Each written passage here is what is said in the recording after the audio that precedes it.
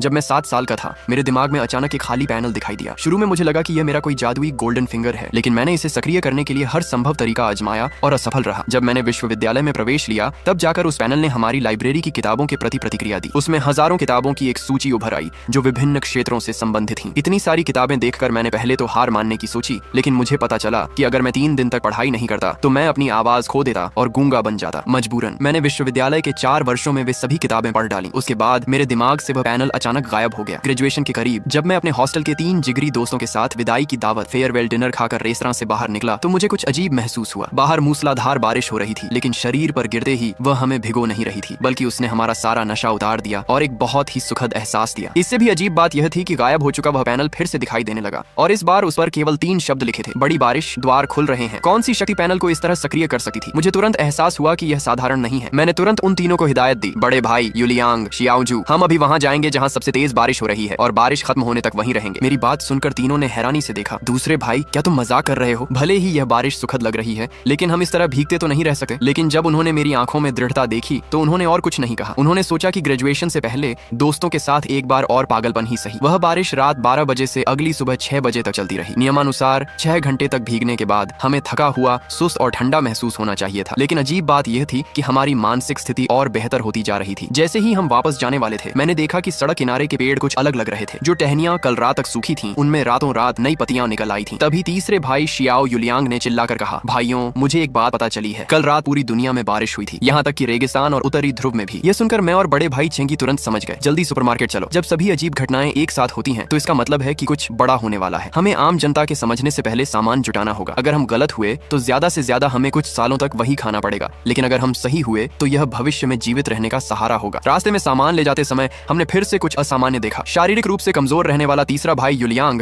अब 40 किलो पानी की बाल्टी लेकर उड़ता हुआ जा रहा था, और हम बाकी 3 भी 200 पाउंड, लगभग 90 किलो भोजन आसानी से ढो रहे थे। यह स्पष्ट रूप से उस बारिश का प्रभाव था। सामान हॉस्टल लाने के बाद भी हमें लगा कि अगर सच में कयामत अपोकलिप्स आ रही है तो यह काफी नहीं है। अगले 4 घंटों में हमने अपने पास मौजूद सारा पैसा खर्च कर दिया। भरे हुए हॉस्टल को देखकर तीनों फिर से असमंजस में पड़ गए। दूसरे भाई, क्या तुम पक्के तौर पर कह सकते हो हमने अपना सब कुछ दांव पर लगा दिया है? मेरी नजर खिड़की के बाहर थी। देखो, कल जो घास काटी गई थी वह आज हमारी जांघों तक ऊंची हो गई है। यहाँ तक कि कीड़ों का आकार भी 2 से 3 गुना बढ़ गया है। क्या तुमने कभी ऐसा सुना है? तीनों ने एक दूसरे को देखा और सिर हिला दिया। फिर मैंने उन्हें घर पर फोन करके राशन जमा करने को कहा। आधे दिन के भीतर ही दुनिया भर के लोगों को असामान्यताओं का पता चल गया। सुपरमार्केट और स्टोर खाली कर दिए गए। कई लोगों ने बारिश में भीगने के बाद अपने शरीर में बदलाव महसूस किए थे। दुर्भाग्य से ड्रैगन देश चीन में बारिश आधी रात को हुई थी, इसलिए वहाँ कम लोग भीग पाए थे। हालांकि किसी ने नहीं सोचा था कि इस बारिश के 18 घंटे बाद फिर से मूसलाधार बारिश होगी। लेकिन इस बार बारिश का एहसास बहुत बुरा था। शरीर पर गिरते ही इसमें तेज चुभन महसूस हो रही थी और पानी से एक अजीब सी सड्डहन, स्टिंकिंग वाली गंध आ रही थी। सबसे महत्वपूर्ण बात यह थी कि मेरे दिमाग के पैनल ने कोई प्रतिक्रिया नहीं दी। मैंने तुरंत अपने तीनों दोस्तों को हॉस्टल के अंदर खींचा और उन्हें अपने परिवार को इस बारिश में न भीगने की चेतावनी देने को कहा। बड़ा भाई चेंगी अन्य छात्रों को भी अंदर बुलाने के लिए बाहर जाना चाहता था, लेकिन मैंने उसका हाथ पकड़ लिया। कोई फायदा नहीं है, वे हमारी बात नहीं मानेंगे। वैसे भी दोपहर से जब उन्हें राशन जमा करने की जरूरत महसूस हुई, उन्होंने हमें अलग थलग कर दिया है, और यह सिर्फ मेरा अंदाजा है। अगर मैं गलत निकला तो वे हमसे नफरत करेंगे। जल्द ही हमारे फोन पर आधिकारिक संदेश आया कि लोग तुरंत बारिश से दूर हट जाएं। स्कूल के रेडियो पर भी यही घोषणा हुई। फिर भी कई लोगों ने इसे अनदेखा किया और सोचा कि यह सरकार का झूठ है जो उन्हें शक्तिशाली बनने से रोकना चाहती है। सुबह 5 बजे जब मेरी नींद खुली तो बिजली गुल थी और बाहर अंधेरा था। जब उजाला हुआ तो हमने बाहर का नजारा देखा। कल तक जो खूबसूरत कैंपस था वह रातों रात एक खंडहर में बदल चुका था। पेड़ पौधे लगभग मर चुके थे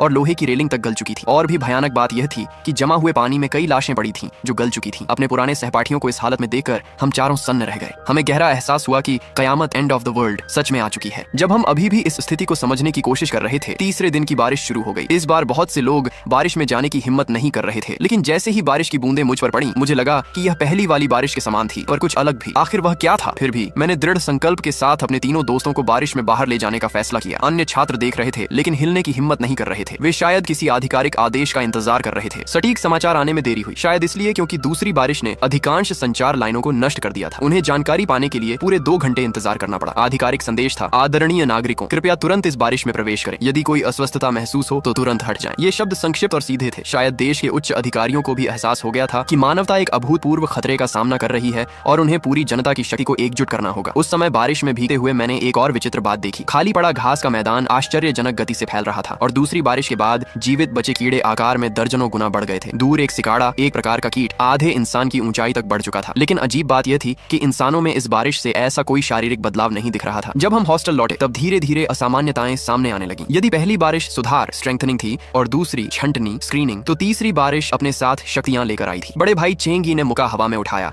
और उनके शरीर से एक गहरी शक्ति निकली जो देखते ही देखते उनके सामने आधे इंसान जितनी ऊंची मिट्टी की दीवार बन गई जो एक मजबूत ढाल जैसी दिख रही थी। चौथे भाई जू झो ने अपनी हथेली खोली और उनके हाथ से पानी की एक अजीब धारा निकलने लगी जो उनके नियंत्रण में एक फुर्तीले अजगर की तरह हवा में इधर उधर घूमने लगी। तीसरे भाई शियाओ युलियांग की शक्ति थोड़ी विशेष थी। उसके अनुसार यह अनुबंध कॉन्ट्रैक्ट करने की शक्ति थी, लेकिन अभी कोई उपयुक्त साथी न होने के कारण वह इसका प्रदर्शन नहीं कर सका। जहां तक मेरी बात है, मुझे 2.5 गुना लाभ मिला था। पहला, उन 2 बारिशों से मिली मानसिक शक्ति। दूसरा, पूरी तरह चार्ज हुआ पैनल जिसने मेरे लिए 500 घन मीटर का वर्चुअल स्पेस खोल दिया था। बाकी आधा हिस्सा एक सूचना पैनल जैसा था। अब मैं बस उन तीनों की ओर देखता और उनके गुणों एट्रीब्यूट्स की जानकारी मेरे सामने उभर आती। और भी कमाल की बात यह थी कि जब मैंने आईने में देखा तो मुझे अपनी जानकारी भी दिखाई दी। मैंने गंभीर चेहरे के साथ खिड़की के पास जाकर कहा, पहले हम अपना सामान समेटकर मेरे वर्चुअल स्पेस में रख लेते हैं। हम यहाँ स्कूल में ज्यादा समय तक नहीं टिक पाएंगे। ये सुनकर जू झो हैरान हुआ। दूसरे भाई, तुम ऐसा क्यों कह रहे हो? मैंने जवाब दिया, बाहर का इलाका पहले से ही उत्परिवर्तित म्यूटेटेड कीड़ों के कब्जे में जा रहा है। सरकार जल्द ही कोई बड़ा फैसला लेगी। तभी स्कूल के रेडियो से घोषणा हुई, सभी शिक्षक और छात्र ध्यान दें, जियांगचेंग शरण स्थल शेल्टर का निर्माण प्राथमिक रूप से पूरा हो चुका है। कृपया अपना सामान साथ लें और कल सुबह सेना के संरक्षण में व्यवस्थित रूप से शरण स्थल की ओर प्रस्थान करें। चेंगी की आंखें फटी रह गईं। छोटे भाई, तुम तो अंतर्यामी निकले। जियांगचेंग यूनिवर्सिटी का सबसे तेज दिमाग वाकई तुम ही हो। हालांकि मैंने अपना सिर झुका लिया। ये वास्तव में अच्छी खबर नहीं थी। मानवता को अपनी ही आबादी के एक हिस्से को छोड़ने पर मजबूर कर देना इस बात का संकेत था कि खतरा उससे कहीं ज्यादा बड़ा है जितना हमें दिख रहा है। शरण स्थल जाने में अभी 1 दिन बाकी था। मैं खिड़की से बाहर उड़ते विशाल कीड़ों को देख रहा था। खाली बैठने से बेहतर था कि अपनी नई शक्तियों को आजमाया जाए। जब मैंने यह विचार बाकी तीनों को बताया तो वे भी उत्साहित हो गए। मैंने सुझाव दिया, तो पहले चलकर उस मेंढक को देखते हैं। चेंगी ने भौहें सिकोड़ी। तुमने ही तो कहा था कि वह मेंढक जहरीला हो सकता है, उसके पास मत जाना। मैंने कहा, वह सिर्फ एक अंदाजा था और अगर वह वाकई जहरीला है तो यह और भी अच्छा है। मेरी नजर तीसरे भाई पर टिकी। युलियांग थोड़ा घबरा गया। मुझे ऐसे क्यों देख रहे हो? मैंने नहीं कहा कि मैं उससे उलझने जा रहा हूँ। रुको दूसरे भाई, तुम्हारा मतलब ये तो नहीं कि मैं उस बदसूरत मेंढक के साथ अनुबंध करूं? नहीं, बिल्कुल नहीं। उसकी शक्ल देखकर मेरी भूख मर जाती है। मैंने समझाया, लेकिन अगर वह वाकई जहरीला है तो वह बहुत शक्तिशाली हो सकता है। फिर भी नहीं, ये सोचकर ही मुझे उल्टी आ रही है कि वैसी कोई चीज मेरे शरीर अनुबंध के माध्यम से जुड़ेगी। ठीक है, अगर तुम्हें पसंद नहीं तो हम कुछ और ढूंढ लेंगे। इसके बाद हम हॉस्टल से बाहर निकले। चारों ओर घना कोहरा था और दृश्यता विजिबिलिटी 50 मीटर से भी कम थी। हर तरफ जंगली घास उगी हुई थी जिसमें से कीड़े निकलकर हम पर हमला कर रहे थे, लेकिन वे बस आकार में बड़े थे। उनमें कुछ खास नहीं था। 2 मिनट भी नहीं हुए थे कि हमारा सामना पहले दुश्मन से हुआ। एक 3 मीटर ऊंचा विशाल मेंटिस, प्रेइंग मैंटिस, हमसे कुछ ही दूरी पर खड़ा था। उसकी 2 लाल माणिक जैसी आंखों से खौफनाक चमक निकल रही थी और उसके सामने के 2 नुकीले हंसिए सिकल्स ठंडी रोशनी में चमक रहे थे। जब मैंने उसके सूचना पैनल को देखा तो मैं दंग रह गया। उसके तीनों बुनियादी गुण हम चारों से कहीं ज्यादा थे। तीसरी बारिश के मात्र 6 घंटे बाद ही इतना शक्तिशाली उत्परिवर्तित जीव आ चुका था। कल्पना करना भी मुश्किल था कि आगे कैसे दानव आएंगे। मैंने तुरंत जानकारी बाकी तीनों को दी। तभी एक नुकीला हंसिया हमारी ओर तेजी से बढ़ा। हम तुरंत बिखर गए। जू झो की आंखों में चमक आई और उसकी हथेली से पानी की एक शक्तिशाली धारा निकली जो एक चालाक सांप की तरह मेंटिस के प्रहार से बचती हुई उसके पेट के नीचे तक पहुंच गई और फिर एक भारी हथौड़े की तरह उसके दिल पर वार किया। विशाल मेंटिस दर्द से चीख उठा और अपने बड़े पैरों को पागलों की तरह चलाने लगा। तभी चेंगी ने अपनी मुठियां कसी और एक पैंतरे स्टैंस में आ गए। उनके शरीर से मिट्टी के रंग की रोशनी निकली और तुरंत जमीन से एक मजबूत मिट्टी की दीवार खड़ी हो गई जिसने मेंटिस के हमले को रोक दिया। मेरा मानसिक हमला, मेंटल अटैक, ऐसे जीवों पर काम नहीं कर रहा था जिनकी अपनी कोई चेतना, कॉन्शियसनेस विकसित नहीं हुई थी, इसलिए मैं बस निर्देश दे रहा था। अंत में जू झो के पानी के एक तीखे प्रहार ने मेंटिस के पेट को आर पार कर दिया। वह विशाल जीव जमीन पर गिर पड़ा। जू झो गर्व से उसे लात मारने आगे बढ़ा, लेकिन मैंने उसे रोक दिया। पास मत जाओ बड़े भाई, अपनी मिट्टी की दीवार से एक बार फिर इसके पेट पर हमला करो। जू झो तुरंत पीछे हटा। तेरी तो ये तो मरने का नाटक कर रहा था। जैसे ही चेंगी के मिट्टी के ब्लॉक ने उस पर वार किया, मेंटिस के शरीर से बदबूदार तरल निकला और वह पूरी तरह शांत हो गया। पास ही खड़ा शियाओ युलियांग कुछ सोच में डूबा हुआ लग रहा था। उसे महसूस हो रहा था कि वह यहाँ सिर्फ भीड़ का हिस्सा है। बड़ा भाई रक्षा कर सकता था और हमला भी। दूसरा भाई, मैं, योजना बना रहा था और चौथा भाई घातक हमलावर था। उसे लग रहा था कि वह किसी काम का नहीं है। वह नहीं चाहता था कि अगली बार भी ऐसा ही हो। वह भारी कदमों से हमारे पास आया और बोला, दूसरे भाई, मैं उस मेंढक के साथ अनुबंध करना चाहता हूँ। हम तीनों हैरान रह गए, लेकिन मैंने तुरंत उसकी मनस्थिति समझ ली। युलियांग, तुम्हें खुद पर दबाव डालने की जरूरत नहीं है। हो सकता है आगे हमें कुछ और बेहतर मिल जाए। उसने कहा, मुझे पता है, लेकिन अपने भाइयों को मौत के मुंह में जाते देखना और खुद असहाय होकर खड़े रहना, वह लाचारी। ठीक है,